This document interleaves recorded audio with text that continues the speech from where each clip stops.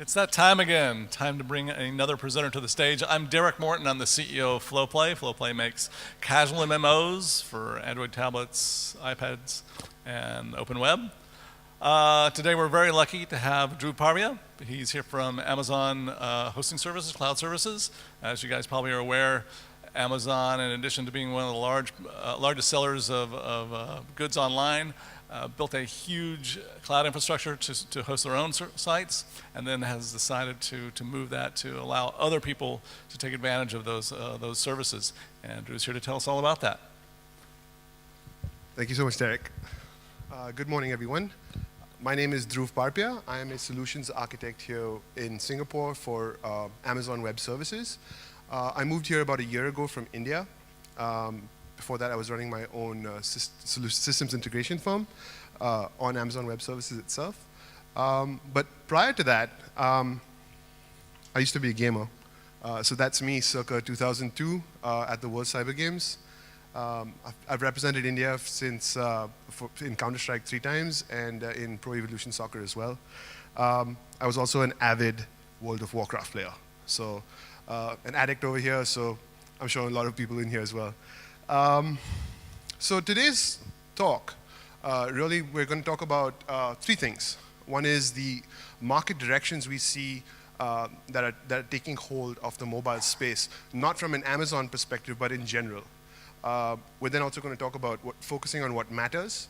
That will be a little bit Amazon-centric. And then use cases as to how Amazon Web Services can help you leverage the platform and help you accelerate your game to market. So market direction. This is something that was, of course, talked about in the previous presentation as well. One thing we see is, firstly, with the advent of these app stores, the iTunes App Store, the Play Store, Amazon's App Store as well, what we see is that there's a quantum shift in the way people buy goods, right? There's no longer this product that you sell and that's where it ends. There is a constant interaction with your customer, right? And basically we see it move from being a product to being a service where you're always interacting with your customer. And it really does democratize the marketplace. It allows your customer to dictate how your app should be built and what should be the next steps going forward as well. So we see this as a general market direction we see going through in the place. There's one thing that we also notice in general is that a lot of the top grossing apps out there are games. It's a standard trend across the board. This is pulled from the iTunes Store, obviously, but in general, across the board, you see that games are really driving the top grossing apps over here. I think there's just like 2 in this entire thing that aren't games or are paid for. And that's another thing we see. A lot of the games in the market that are top grossing now are free to play. So basically they're going down the path of the freemium model, and it's something we're seeing across the board, right? So the reason people are moving to the freemium model is really threefold. Firstly, freemium, it basically just removes friction. And what I mean by that is, if I was to think about buying a game, right? I'm looking through this marketplace with tons and tons of games, and I have a whole plethora of options. If I see a game for $1, I think twice. I'm sure most of you guys do as well, right? I have to invest in something before I get that game, right? The original market was basically do a demo, check out the first level, and that's it. But what we're seeing now is more people are removing that barrier of entry and saying, here you are, here's the game for free, and I will monetize my game in different parts beyond that, right? And that's a really huge barrier of entry that's broken. Everyone can now download the game and start using the game. It's great for everyone, right? The second thing is, you've released your game, people have downloaded it, hopefully your game is awesome, right? And at that point in time, people start investing time in the game, right?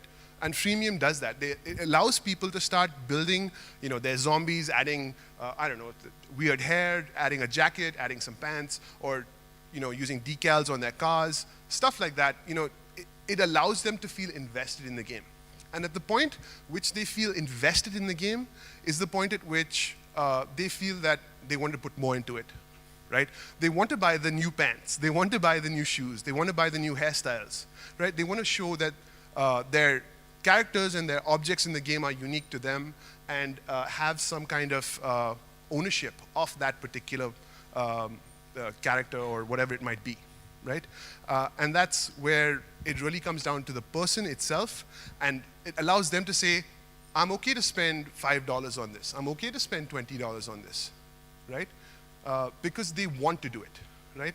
And beyond that, it allows players to price themselves. And what I mean by that is certain players will want to spend $1 on the game. Certain players will want to spend nothing on the game. And that's fine as well. And we'll get to that a little later, right? But then there are certain players who might want to spend $50 or $60 on the game. And you're opening up that opportunity for people to spend what they want to on the game, right? If you limited them and said, this game is worth $1, right? And you had 10,000 downloads, right? So you've made $10,000. Awesome. But if you allow people to choose the price that they want to pay on the game, it actually opens up a potential for you to earn a lot more. And the reason I say that is what we see as an average with the freemium model is you see people spending up to $60, right? But the average you see on the overall downloads to price point is about $14. So let's just take the example I used earlier, $10,000 because it was a $1 app and 10,000 downloads. Let's say it's 10,000 downloads, but the average price is now $14, 140,000. So you've opened up this opportunity for yourself to earn a lot more, even though your game is free, right? And that's just one of the trends we see right now. Comparing top free apps to top grossing apps is another important thing. So everyone over here has seen Angry Birds. Everyone's played Angry Birds. They've got it on their phones. It's the third most popular download in the free apps column. But when it comes to top grossing apps, where it only uses ads, it ends up at 79th, right? If we flip that and we look at the Clash of Clans, what you see is that it is the second top grossing app on the App Store. And why is that? So firstly, it's a freemium model, okay? And what they've done is basically they have focused their customer base. And they have said, I'm only going to get X amount of people to download my game, and I'm fine with that. But these guys, because they're so invested in that game, are willing to spend more and more money on the game, right? They look at what they're doing, what they're buying. Are they buying catapults? Are they buying swords? Are they buying archers? Whatever it is that they're buying, right? They'll make sure that they promote that and promote that well, okay? A few of the other things that we notice on, in general again, is successful game devs own their data. What I mean by that is basically from alpha, you start collecting data on what your customers are doing, right? Whether they are, let's take the example of Angry Birds. If they're happy using the blue bird or they're happy using the red bird, what are they doing, right? Collect that data, and it's extremely important that you do, right, when you're building your application.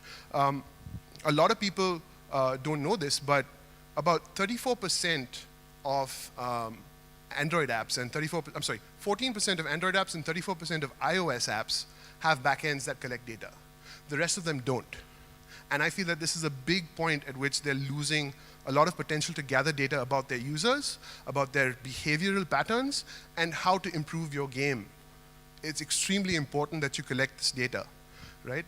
A portion of the apps are opened once and deleted in the first week. And I think everyone in this room is guilty of that, right? Everyone downloads tons of free apps, and then they just leave it there on their phones, right? From health apps to messenger apps and things like that, right? You don't want to end up in that space. And how you do that is collect the data even on that first download and see what they do with it. See what's wrong with the app. Collect that data. Make sure you use the data that you have, right? Another thing we notice in the market is social games are extremely frequently used. Think of Words with Friends, think of Draw Something from Oh My God Pop. A lot of people used it when it came out, but then it just died off really fast, right? We don't see the same thing happening with single-player games. Single-player games have a regular usage pattern, and people are loyal to the game, right?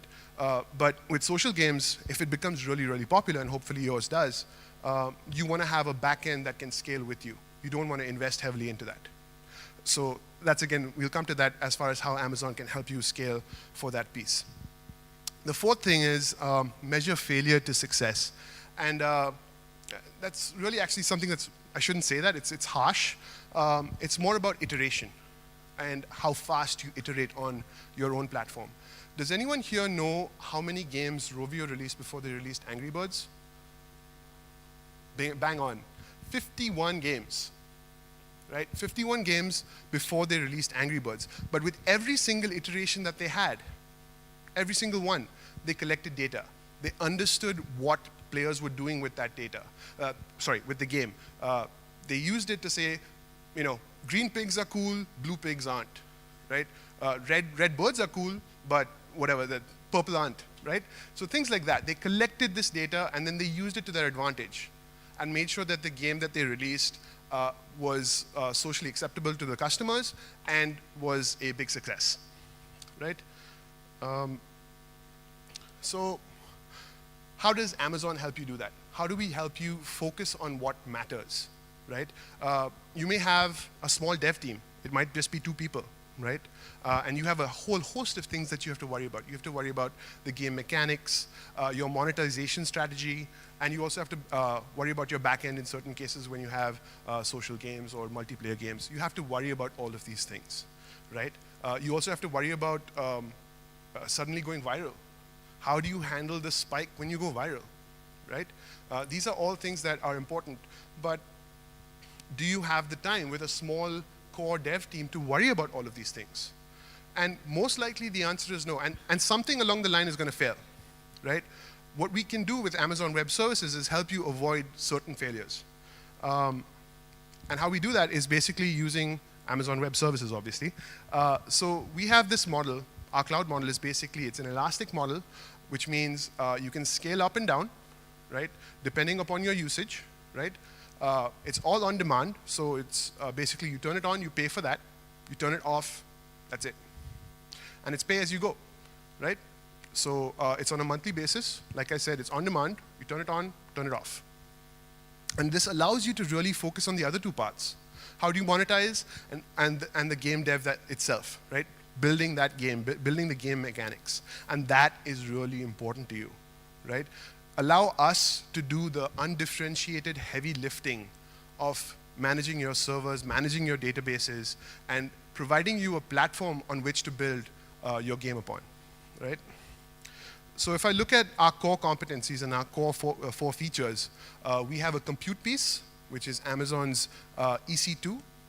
We have a storage piece, which actually has multiple pieces to it. One is S3, which is our simple storage service, and also EBS, which is our persistent storage for our virtual machines.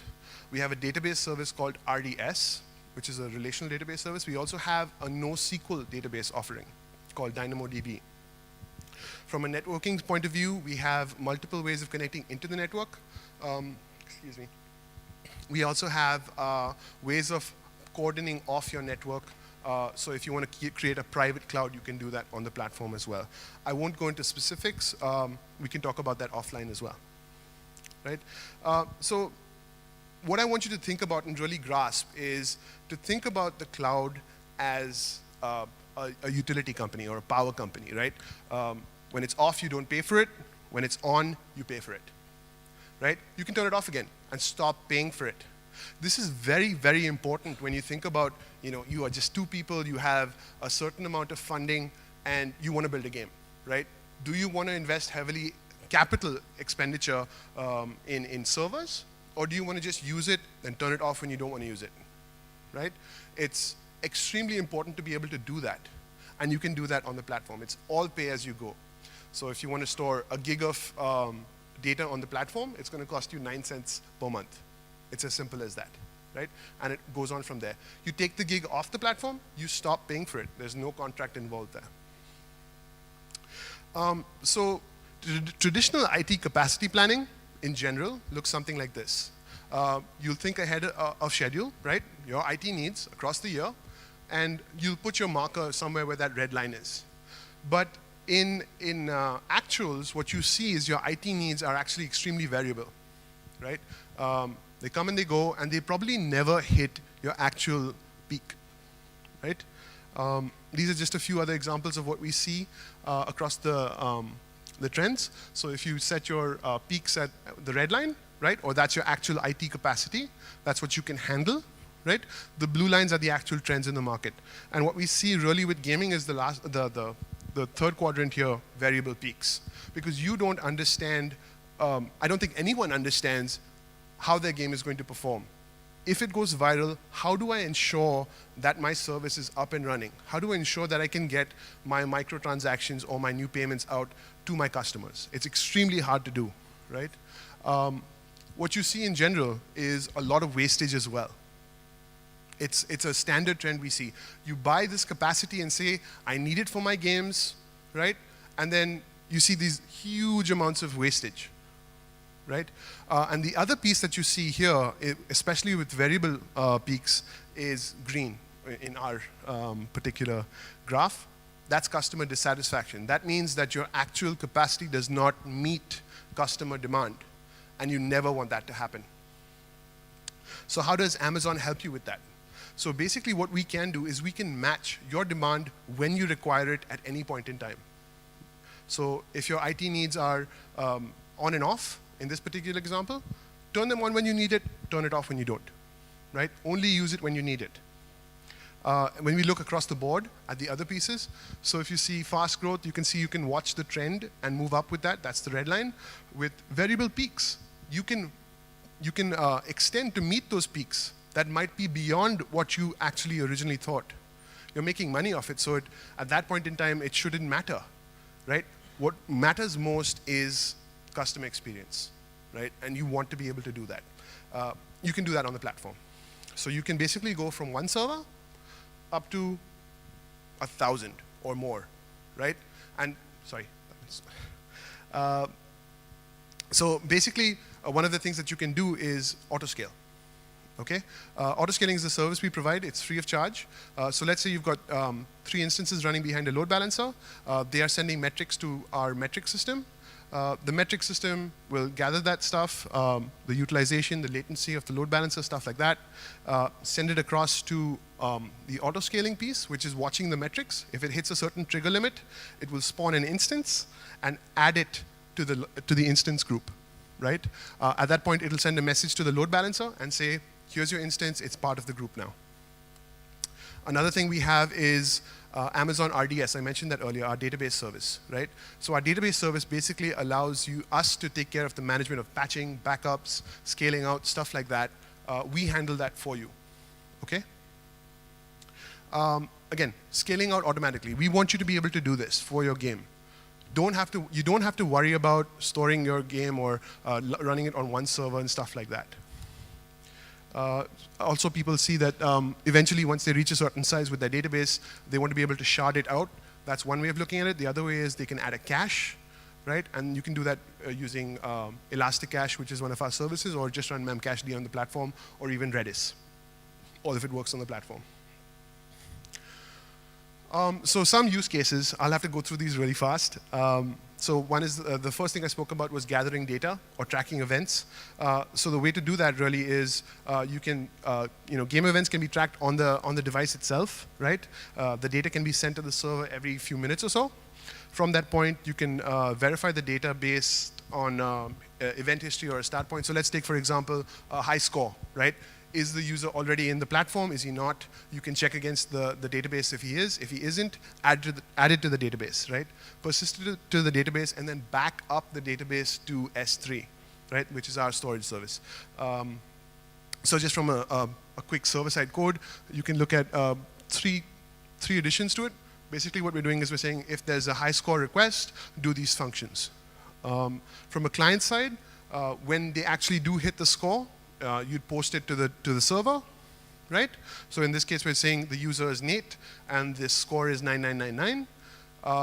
And then once they're done with the game, you can push it back to them and show them the actual score, right? And then you can show it in a leaderboard ranking. Another piece that you can do is look to add social or add friends, right? This is another important piece. So you can always use the Facebook API. You can just add that into your platform. So you send a request to the Facebook API, say, who are my friends, who's playing the game, right? Send that data back, right? Post that to the server, right? And check against your database as to who their friends are.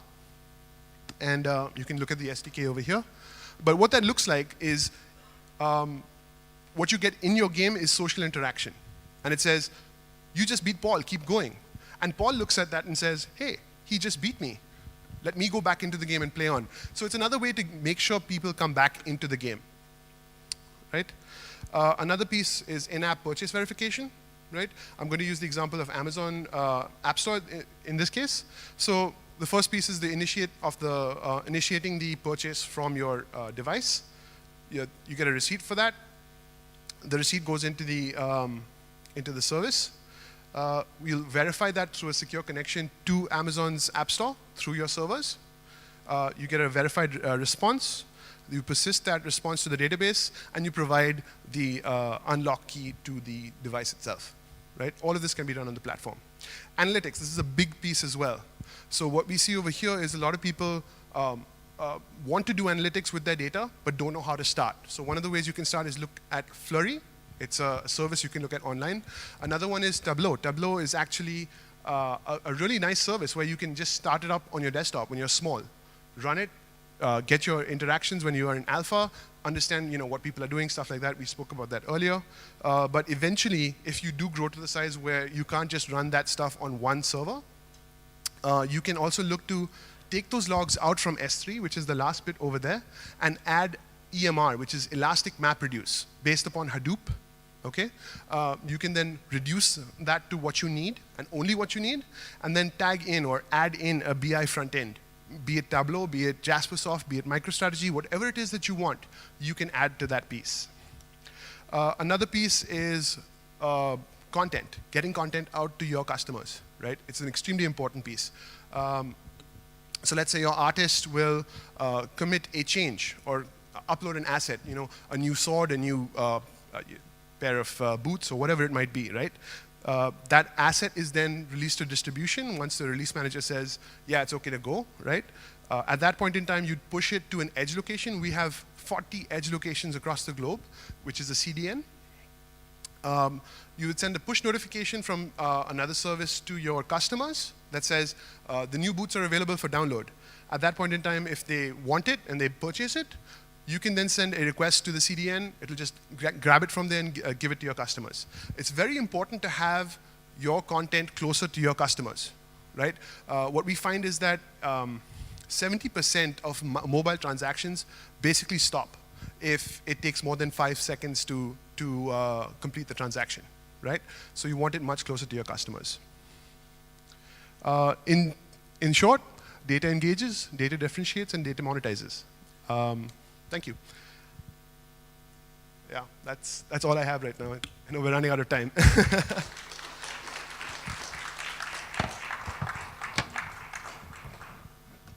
Thank you very much. That was great. Anybody in the room have questions about how you can scale quickly using AWS or any of the other hosting services that Amazon offers? Oh, come on, people. How many of you in the room actually use one of the hosting services that Amazon provides now? Seriously? You guys really need to look at it. It's a much cheaper option than most of the hosting things you might take a look at it. We use S3, we use AWS, we use several of the services they offer, and they all work great. Got a question?